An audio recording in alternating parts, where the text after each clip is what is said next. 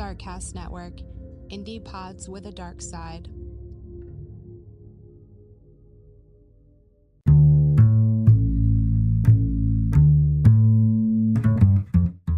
Did you know one of the few things that Nostradamus correctly predicted was his own death? Did you know that only one professional baseball player has been killed while playing the game? What about the fact that one of the most poignant last words ever were spoken by a parrot? Each week on Famous Last Words, we'll examine some of the final thoughts of some of the most fascinating people in history. From presidents to murderesses, from business innovators to teen pop icons. That's Famous Last Words, part of the Darkcast Network, available right now wherever you get your podcasts.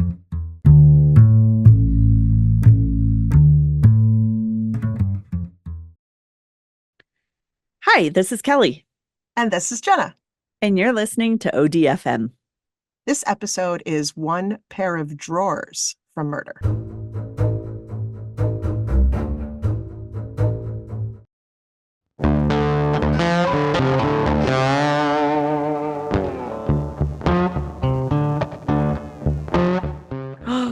Pair of drawers. Pair of drawers. Are we talking pants or actual drawers? We're talking about underwear.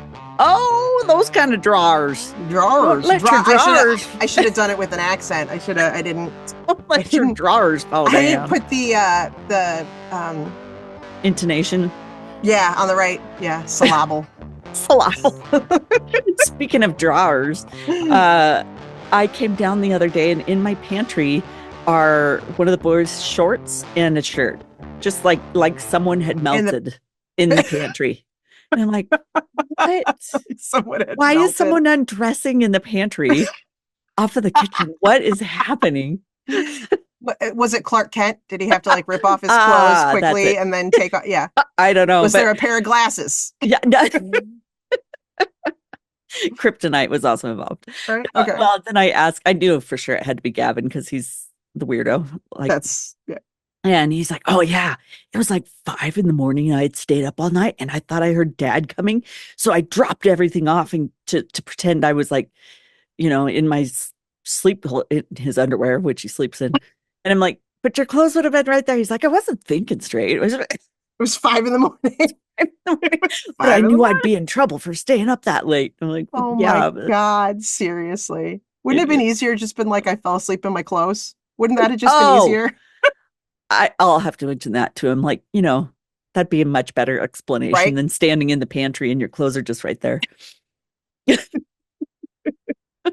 Okay. So we are kicking off, believe it or not, season 14. What the hell have we lasted this long? I haven't the foggiest idea. And it's been 4 years. Yeah. Oh, and we're over 100 subscribers on YouTube. We love you. Thank you. Please tell your friends. Yeah. Oh my gosh. Well, speaking of that, we need to shout out Donovan Austin Jr., who is our newest Patreon member. Donovan. Thank you for becoming a Patreon member. But also, he reached out and asked if we had any episodes based out of Oklahoma. Yes. And I thought of one, but it turned out it was what? Omaha? Nebraska. Yeah. I was close. It was the O. It was an O word. Yeah. It was an O word, right? So I was like, all right, well, season 14, I got to write a story. So I started digging and Oklahoma delivered. Oh, okay. Okay, Oklahoma. So we have this episode and we are going to record a mini-sode based in Oklahoma, which those go out strictly to our Patreon members and subscribers. So Thank you very much as a thank you to them. So get ready, Donovan. We will have a Oklahoma mini-sode coming out soon. So today we are talking about McLeod, Oklahoma, which is smack in the center of the state, not too far from Oklahoma City. Okay. I had to look that up because I had absolutely no idea where it was. And we're going back to 2014, which is not that long ago. No, but it's 10 years. Isn't that wild? Oh my God, is it? Oh God. Okay. Anyway. It was just I know. not that long ago. You're it was yesterday. 10 years. It was 10 years. It was a decade. Right, it was. Okay. It was a whole decade ago. I knew that. It's cool. So December 21st, 2014, right? Okay. A 33-year-old Marine Corps veteran named Brad Davis called 911 for help. and the Potawatomi County deputies arrived. Potawatomi. That's pretty. What a great word. That's Potawatomi. a great one. It's fun to say. It is.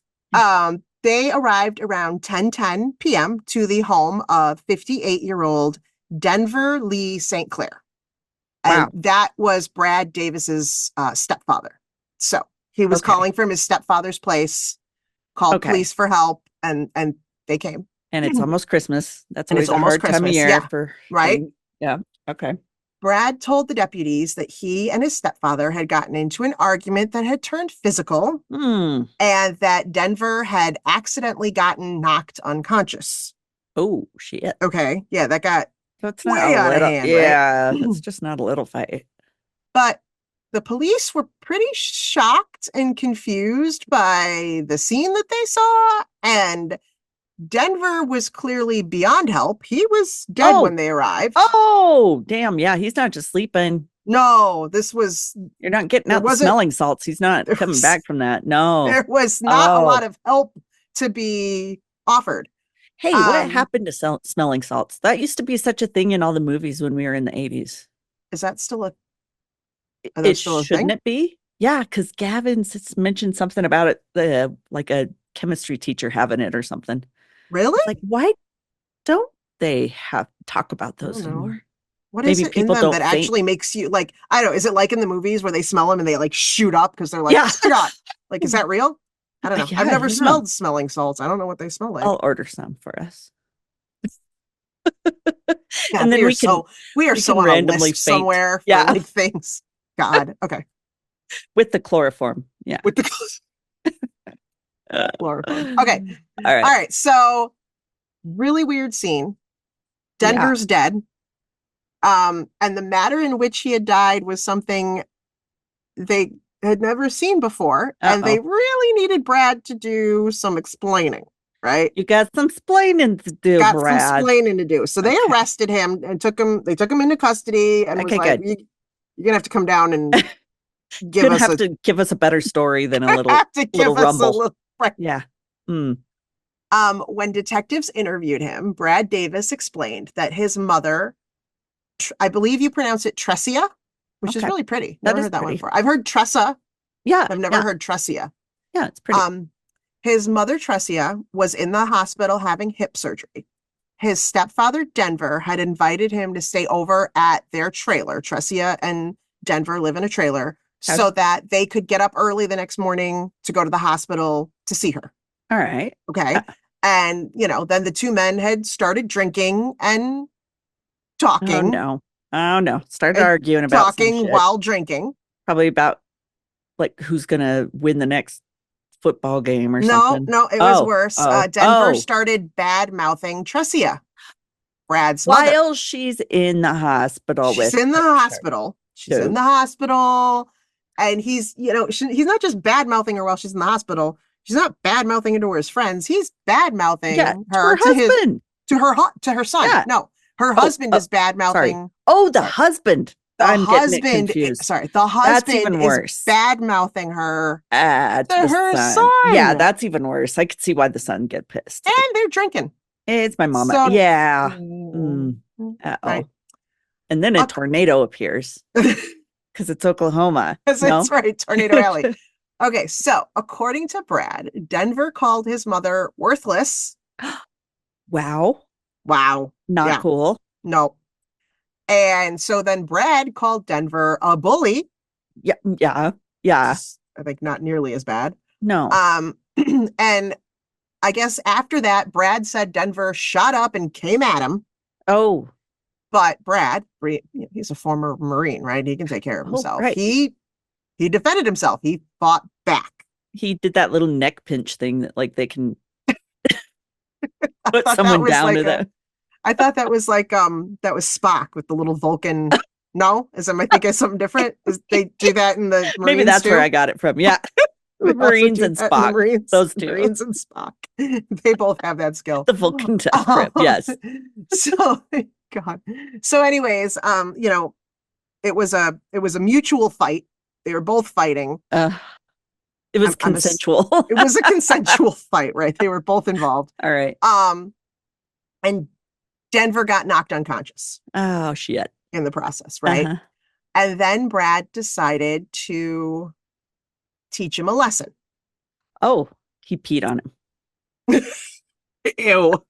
Why would you go anyway? Men. I don't know why you went I don't know. Okay. I raise boys. While Denver was still on the ground, Brad decided to give him a wedgie. No. But then he decided to go all the way and give him an atomic wedgie. I was going to say, he went over the head. Over the head. Over the head. Boy, those are some loose undies he's got on. Or he's really thin. I don't know. Okay. Ew.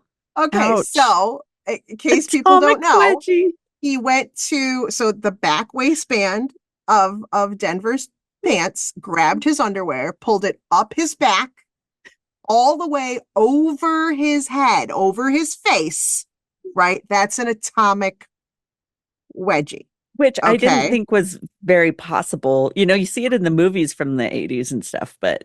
Exactly. I didn't think it was actually doable. I mean, doesn't it just tear at some point? You would think. It's got to tear, like right? A triple thong. Yeah. Right. Like a triple. Ouch. Oh my God. So then Brad took out his cell phone to take a picture because it was to teach him a lesson. He wanted to embarrass him, right? Yeah. He wanted that might piss him off more than embarrass him, but right. But not just to I'm gonna do this, but I need proof. I'm gonna do this and send it to all your friends. Right. So he took out his phone and he took a picture. So he had it, right? Do we get to see said picture?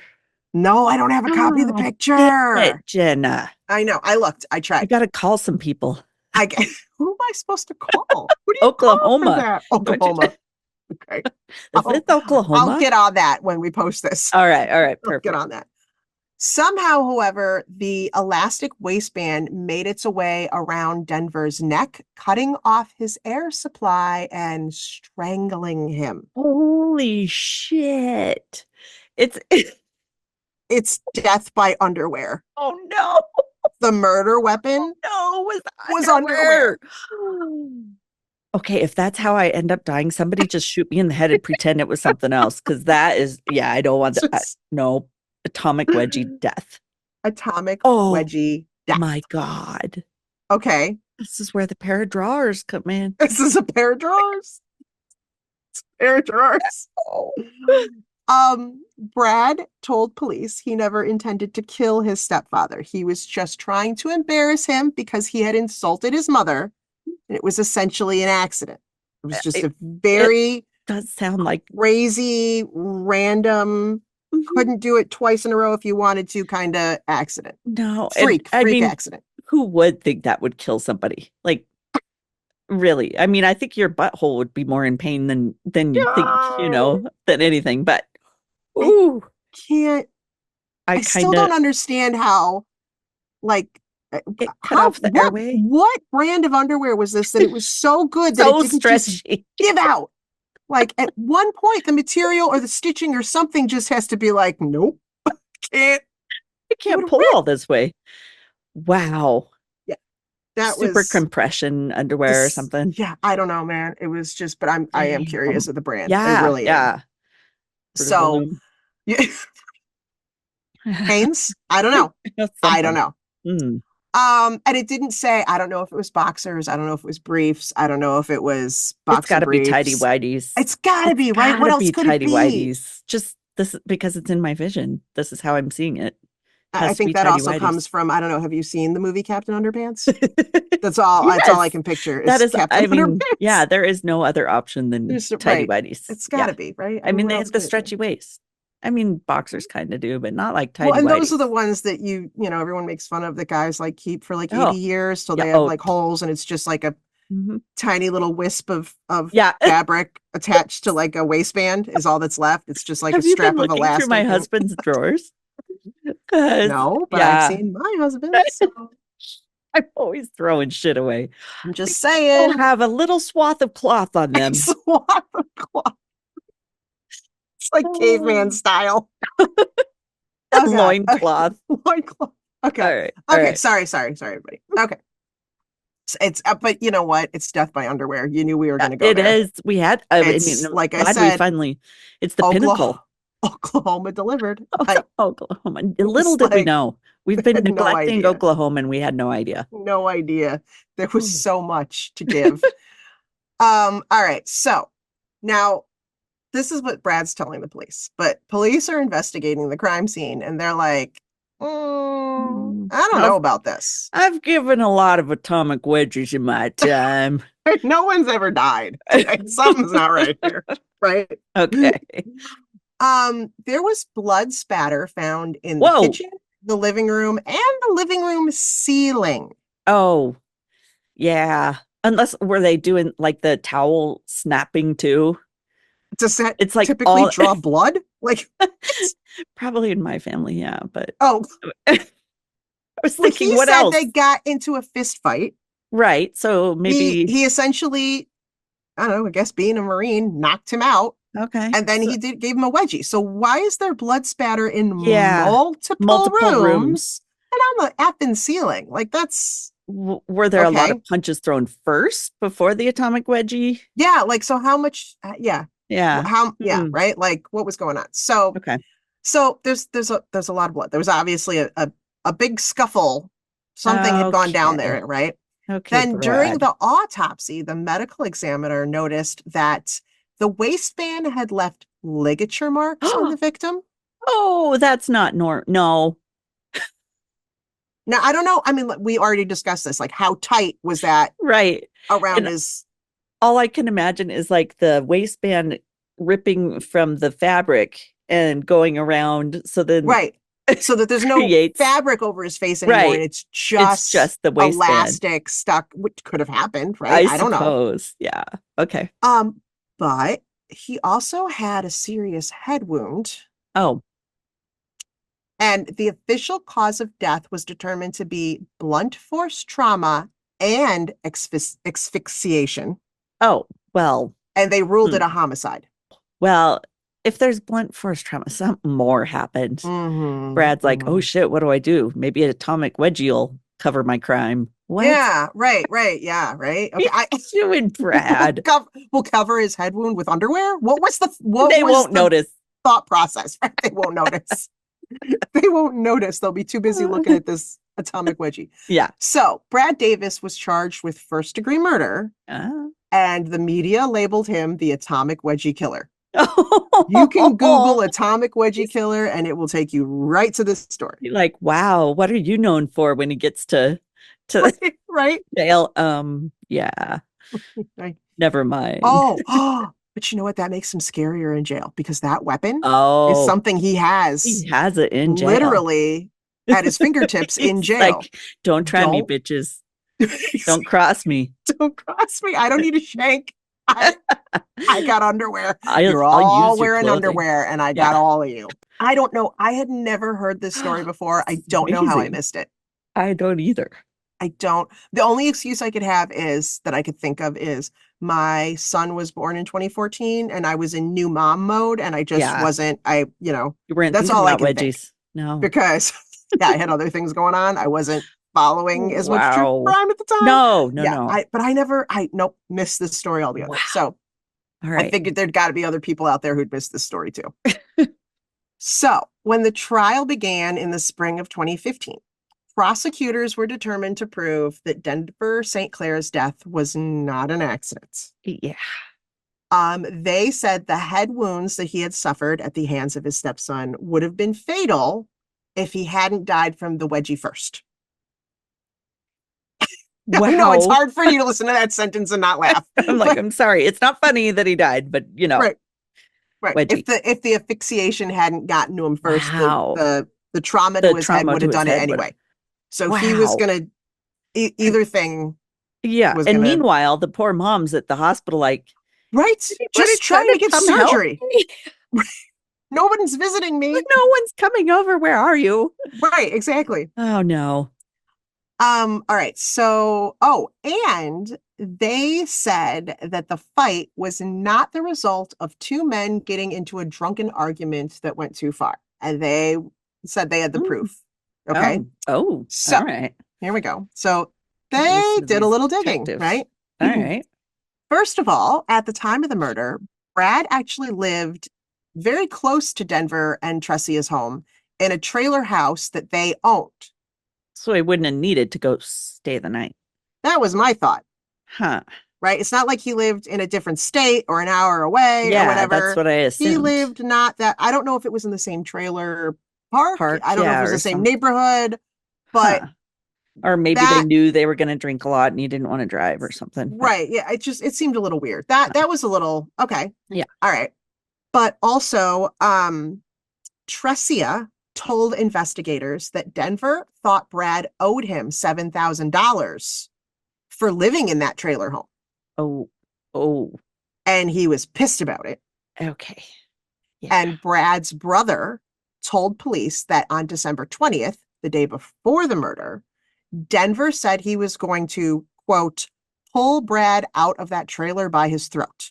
Oh, not by wedgie. That doesn't sound like two guys that are going to hang out at our trailer. No, doesn't and then go visit his mom the next day, right? No, that's not a friendly to get together. No. Right? Okay. So that doesn't sound like two people that are in a decent relationship. Spot. All right.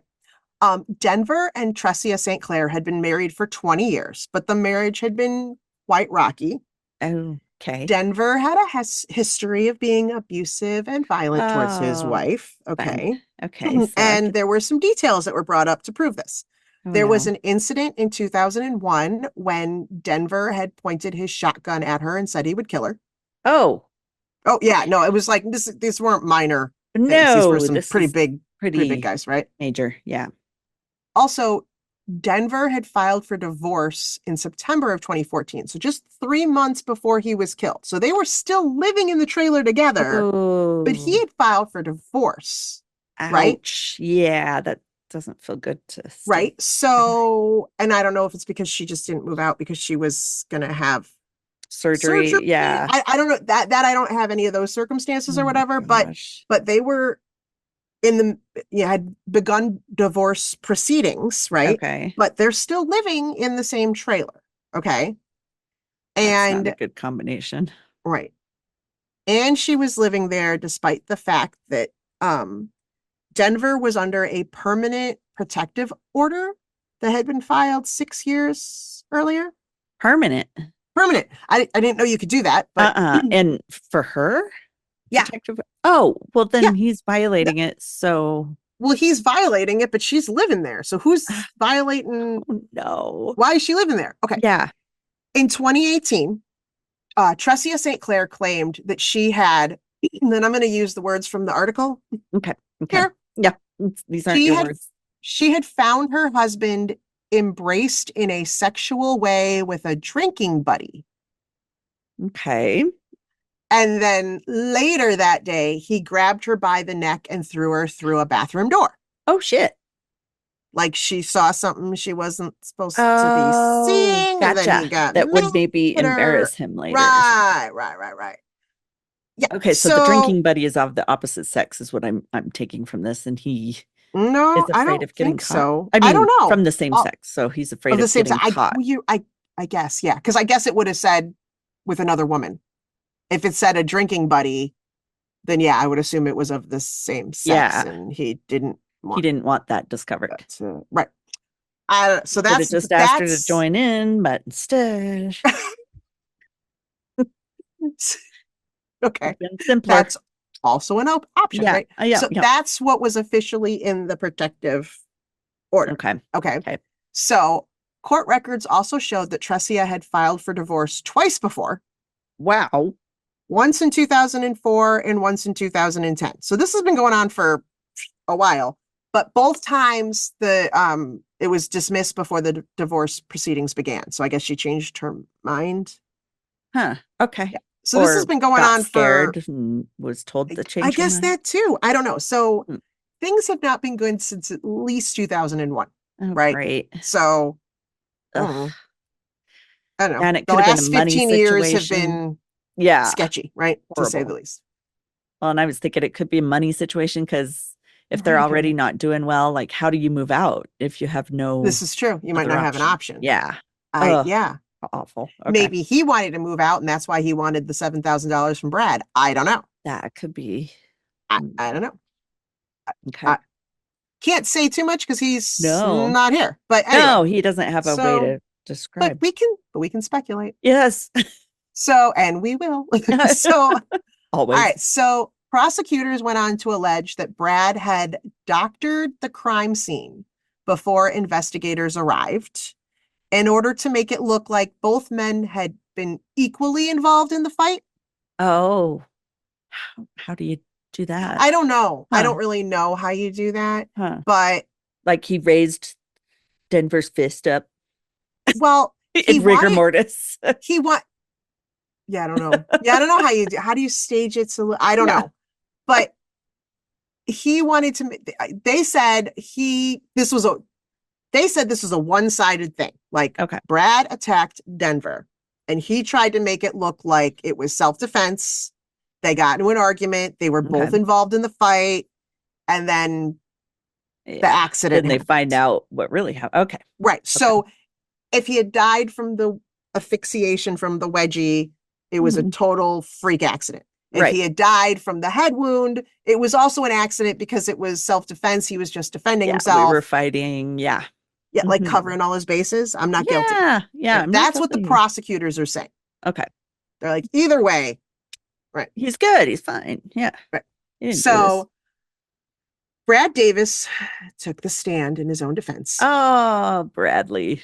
Oh, no. But this time he said the fight was for different reason, slightly different. No. Before it was just, story. He's changing his story, right? Oh. He says that the fight was started because his mother, Tresia, had discovered that her husband, Denver, had committed insurance fraud. Oh. Back in August of 2013, a year before, Denver's repair shop had been destroyed in a fire. Oh. And Tresia found out that the fire wasn't an accident. He committed fraud, and she reported it to the police. Whoa, she reported it. Wow. She reported it to the police. So Denver had a reason to be angry at Tresia. Yeah, he did. Right. So Brad said that Denver, this is the night that they got in the argument. Okay. Denver was angry about that. And that in retaliation, he was going to blame Brad for the fire. Oh, wow. It gets a little confusing. Yeah. I'm not even sure I'm getting it all right because it was very confusing. Okay. But I don't know if Tresia and Brad reported it to the police. I don't know if maybe. I'm not exactly sure, but I know he was already mad at Brad anyway. Yeah, he just wanted. So just as I'll, screw you, bitch. You're gonna tell on me, then I'm gonna blame this on your son. Like, I don't know. Absolutely. It was a little convoluted. So I don't know that it's true then, Yeah. So because, Denver's like, you know what? I'm gonna blame you for the fire. I'm gonna drag you into this. I'm gonna get you in trouble. Yeah. So, and Brad said that Denver attacked first and came at him with a, quote, look of pure rage. Well, it's easy to say. The guy's not there to defend himself. To be like, right, exactly. Mm-hmm. And Brad said, I was defending myself with all I had. Oh, okay. So a quote from him was, I was panicked, mad, scared. It's like a bad dream. Things got out of hand. And he also said, I have no good reason to explain this. All I can say is I am so sorry and ashamed of my actions. Aren't we all? Brad? Aren't we all? Right. We're all ashamed of your actions. Okay. We are all. Right. It's very embarrassing for you. But it was pretty obvious that there was a lot of evidence against Brad and that it wasn't looking so hot for him. No, so in May of 2015, he pled guilty to the lesser charge of manslaughter. Oh. Which typically carries a 4-year sentence. So he went from first-degree murder to pleading to manslaughter with a 4 for, That's a pretty good plea deal. That's a pretty good plea deal. But that's not all. Oh, uh-oh. There's more. There's more. At his sentencing, a corrections department probation officer, don't know if it was his probation officer. Yeah. It's not really clear, but a corrections department probation officer. I don't know if it's still considered testifying at a sentencing or what, spoke at a sentencing. Spoke. Okay. And basically said that Brad Davis was a threat to the community because, quote, this offense appears to be fueled by a pattern of alcohol abuse and lack of self-control. Oh, shit. And he had some evidence to go with that. I was going to say, Brad's got a history. All right. All right. So he was able to show that Brad had been caught drinking alcohol when he was 16, which, all right, whatever. None of us have. They're showing, right, but they're... Oops. Kelly. But I didn't. No, I didn't. I was pure. No, you're pure as the driven snow. But again, he's trying to show like the longevity of... Right, of how long that he's been... The pattern. Okay. So he'd been caught drinking alcohol when he was 16. He was discharged from the Marines partially due to alcohol abuse. Oh, shit. That's pretty serious. And he had been fined 3 times between 2004 and 2011 for public intoxication. Oh, wow. He must have been really bad to be fined for it. Yeah. To be fined for it 3 times, right? Brad, I see a pattern. Yeah. I see a pattern, right? Yeah. So he pointed out that Brad was under the influence of alcohol when he committed the manslaughter he pled to as well. Absolutely. So he was drunk when he decided to give an atomic wedgie. Yeah. And it escalated. Like, probably he was peeing in public and now he's suddenly giving atomic wedgies. So, right. So his behavior is getting far more serious when he gets drunk, right? I'd say. So Pottawatomie County District Judge John G. Canavan Jr. Wow. Took all of that into consideration when determining Brad's sentence. Oh.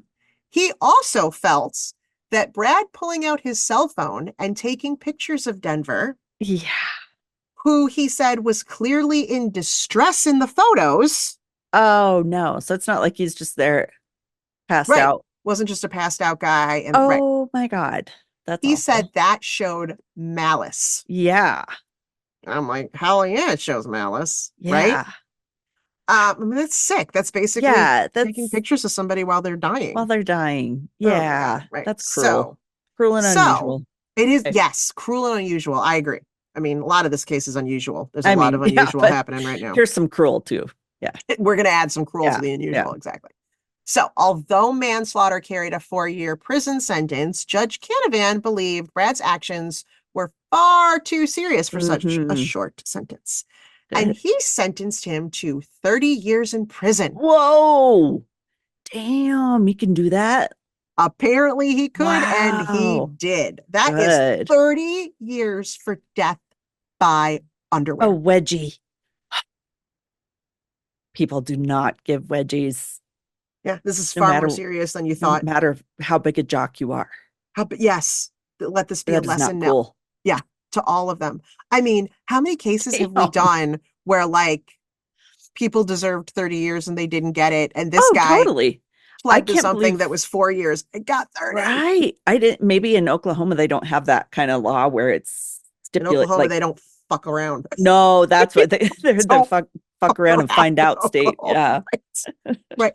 It didn't say, but I wonder if they also took into consideration the fact that Brad was a Marine. And so that could be like, so he's a deadly weapon himself. Deadly, yes, that's what I was trying to say. Yeah. Have you ever seen Con Air? Oh yeah. Yep. Right. Yep. I mean, it's just like Star Trek, Vulcan death grip. They've got their okay. All right. That's pretty good. Okay. I'm happy. Okay. Yeah. So nice. Yeah, that's and that's where he still is. He's still in prison and has not been appealed or changed. I figured he'd have ability to appeal that and be like, hey, this is a 4-year sentence. Why am I getting in here? Wow. If he has, I did not find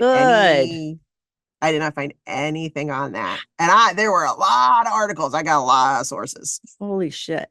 All right. Well, because everyone wanted to just talk about the atomic wedgie and no one wanted to talk about all the other background. So I was digging and digging and digging and digging.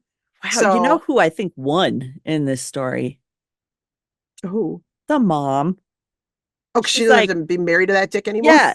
The dickhead, she has been trying to divorce her and he's bullied her and possibly abused her. And then, now she doesn't have to deal with her son giving atomic wedgies and being a drunk. And wow. And she has a new hip. And she's got a new hip out of the deal. Wow. So cow. Okay. So that's the story of the atomic wedgie killer out of Oklahoma. Wow. And if Donovan hadn't written in and been like, hey, I would look never over here. I don't know how long it would have taken for me to find that, because we need more of those. Yeah, if you want more stories from other places, you got to tell us, hey, check out whatever. Yeah, give us a location. We'll do the best we can. And boy, did that pan out real well. That paid off. And I still have a really awesome mini-sode that I cannot tell you guys about that I'm going to write. I can't that wait. I found that I just was like, you got to be kidding. You got to be kidding. Oh, yes. Is Oklahoma the next Florida? It's got something. Giving a run for its money, huh? All right. Yes. All right. I'm stoked. Yes, for sure. Would you like to hear my sources now? Please. All right. So this is a weird site, but it had good information. It was corrections1.com. I don't know. I don't know what the heck that was, but whatever. Okay. cbsnews.com, yahoo.com, dailymail.co.uk, theoklahoman.com, yep, and themirror.co.uk. And there was a little Wikipedia in there, of course. There's always Wikipedia. Like, I have to look some stuff up. Oh, that's awesome. It's a good story. So that's how we are starting season 14. With a wedgie. Death by with wedgie. A wedgie. I like it. We see where this is going. You have set the tone. You have set the tone for the entire season. Yes, exactly. You're welcome, everybody. You are welcome. Sweet. It's going to be hard to surpass that.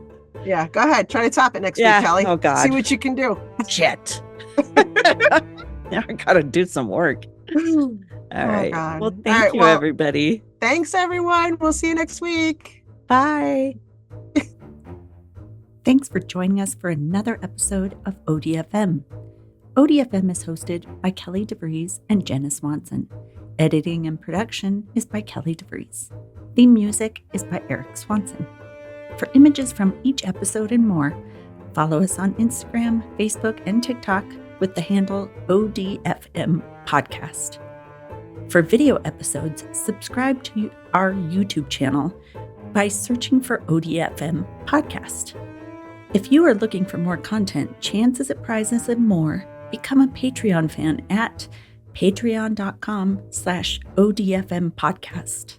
Subscribing to our Patreon is a great way to help us get better equipment, and our big goal is to hire an editor someday, so your contribution could really make a difference. If you can't give monthly, there are other ways you can help.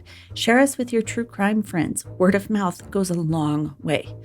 Or you can give us a one-time contribution through buymeacoffee.com/ODFM podcast.